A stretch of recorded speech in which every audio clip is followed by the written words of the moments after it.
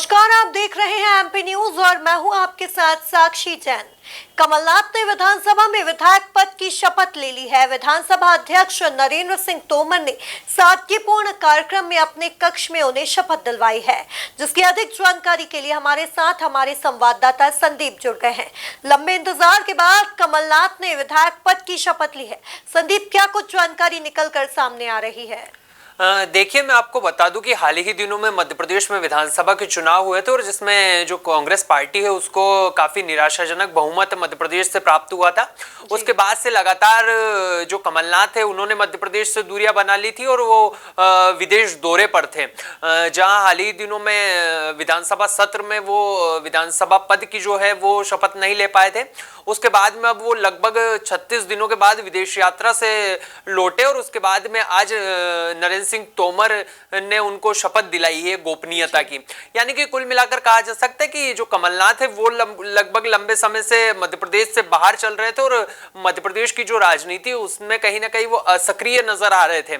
उसके बाद में वो लंबे समय के बाद अब मध्य प्रदेश में एक बार फिर एक्टिव नजर आ रहे हैं और आज उन्होंने मध्य प्रदेश के जो विधानसभा के अध्यक्ष हैं नरेंद्र सिंह तोमर, उनकी सदस्यता में काफी सादगीपूर्ण तरीके से तमाम आला नेताओं के साथ मिलकर अपनी जो शपथ ग्रहण समारोह का जो कार्यक्रम था उसमें उन्होंने भाग लिया और काफी अच्छी तरीके से उन्होंने शपथ ग्रहण की है।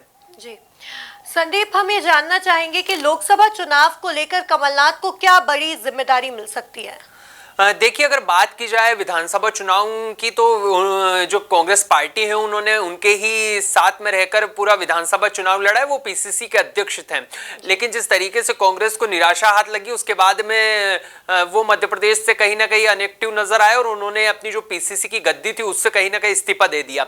उसके बाद में वो लगातार विदेश यात्रा पर थे और माना जा रहा है कि उन्होंने दूसरे से तीसरे दिन ही अपनी पीसीसी की जो चीफ की जो गद्दी थी उससे कहीं ना कहीं अध्यक्ष पद से जो इस्तीफा दे दिया था। उसके बाद में अब जो है एक बार फिर लोकसभा चुनाव की जो बिगुल है वो बच चुका है। दोनों ही राजनीतिक पार्टियों ने अपनी तैयारी शुरू कर दी है। उन्हें हाल ही दिनों में चुनाव आयोग की जो कमेटी कांग्रेस की ओर से बनाई गई है उसमें उनको सदस्य के रूप में भी नियुक्त किया गया है। यानी कि आने वाले दिनों में एक बड़ी जिम्मेदारी कमलनाथ को मिल सकती है कांग्रेस की ओर से और वो लगातार मध्य प्रदेश के तमाम नेताओं के साथ एक्टिव नजर आते हैं और लगातार उनकी अच्छी खासी संगठन की बात कर ले या फिर नेताओं के बीच की बात कर ले या फिर मतदाताओं के बीच की बात कर ले, उनकी खासी अच्छी पकड़ भी है। और जिस तरीके से उन्होंने छिंदवाड़ा में एक मॉडल दिया है उसको कहीं ना कहीं भारतीय जनता पार्टी ने भी भुनाया था, लेकिन उसके बाद भी छिंदवाड़ा में भारतीय जनता पार्टी को निराशा हाथ लगी थी। ऐसे में अब एक बार फिर जो कमलनाथ है वो पूरे मध्य प्रदेश में छिंदवाड़ा जो मॉडल है उनका उसको लेकर लोकसभा चुनाव में जाते हुए नजर आ सकते हैं। और जो पीसीसी अध्यक्ष है जीतू पटवारी, उनकी ओर से उन्हें लोकसभा चुनाव में एक बड़ी जिम्मेदारी मिल सकती है और दिल्ली दरबार भी उन्हें एक बड़ी जिम्मेदारी मध्य प्रदेश में लोकसभा चुनाव को देखते हुए दे सकता है। ऐसे संकेत एमपी न्यूज के सूत्र लगातार दावा करते हुए हमको दिखाई दे रहे हैं। संदीप, विधानसभा चुनाव की करारी हार के बाद अब कमलनाथ लोकसभा चुनाव के लिए कितने तैयार हैं? देखिए, अगर लोकसभा चुनाव की हम तैयारियों की बात करें कमलनाथ की तो वो काफी एक बार फिर से सक्रिय दिखाई दी है।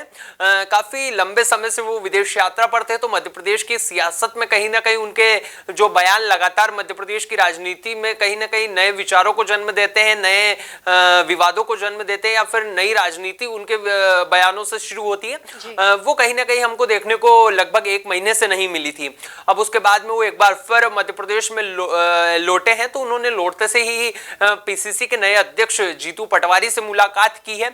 लगातार जिस तरीके से आज उनके साथ शपथ ग्रहण में तमाम दिग्गज जीतू पटवारी के साथ साथ दिग्विजय सिंह, उमंग सिंगार या अन्य नेता जिस तरीके से मौजूद रहे, ये कहीं ना कहीं माना जा सकता है कि लोकसभा चुनाव में एक बड़ी जिम्मेदारी तो कमलनाथ को मिल ही सकती है। लेकिन उनके नेतृत्व में एक वो भी पूरी तरीके से लोकसभा चुनाव को लेकर तैयार नजर आ रहे हैं और विधानसभा के जो भी परिणाम आए उनको कहीं ना कहीं कमलनाथ बुलाकर अब आगे की क्या रणनीति हो, कैसे संगठन को मजबूत बनाया जाए, कैसे जहां जहां कमियां रही हो उनको दूर किया जाए, इन तमाम चीजों और इन तमाम बारीकियों के साथ लोकसभा चुनाव में हमको सक्रिय नजर आएंगे और लगातार जनता के जो मुद्दे हैं उसको लेकर वो उठाते हुए नजर आएंगे। और जैसा कि उन्होंने आज कहा भी है कि मैं दिल्ली नहीं जाऊंगा, मैं मध्य प्रदेश में ही सक्रिय रहूंगा। इसके साथ साथ उन्होंने अन्य मुद्दों को लेकर भी अपनी बात रखी है।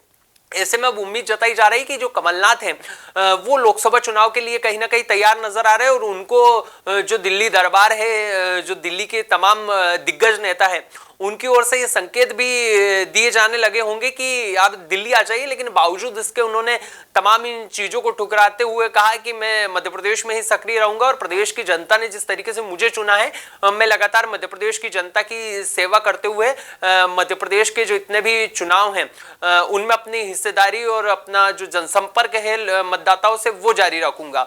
यानी कि कुल मिलाकर कहा जा सकता है कि कमलनाथ एक बार फिर मध्य प्रदेश में सक्रिय हो गए और उसी कड़ी में आज उनकी शपथ ग्रहण समारोह में हमको एक बार फिर देखने को मिला। और आने वाले दिनों में ये लग सकता है कि कमलनाथ लोकसभा चुनाव को लेकर एक बार फिर तैयार नजर आ रहे हैं और उन्होंने विधानसभा चुनाव में मिली हार को लगभग अब भुला दिया है।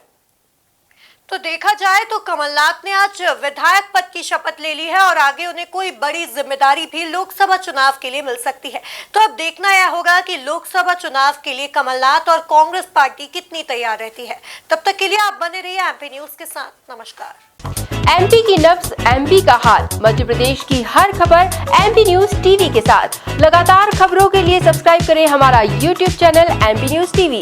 लेटेस्ट अपडेट्स के लिए बेल आइकन दबाना जरा भी न भूलें।